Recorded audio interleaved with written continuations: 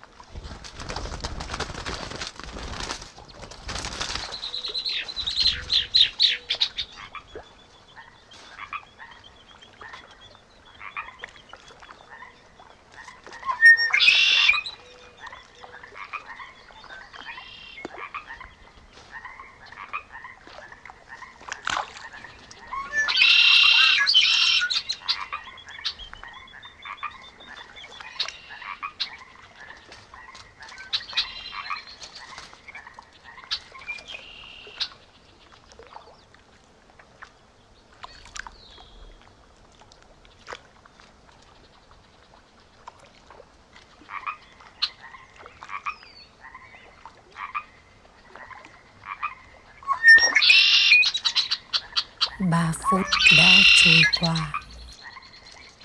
Quay lại bất cứ khi nào tâm trí cần nghỉ ngơi.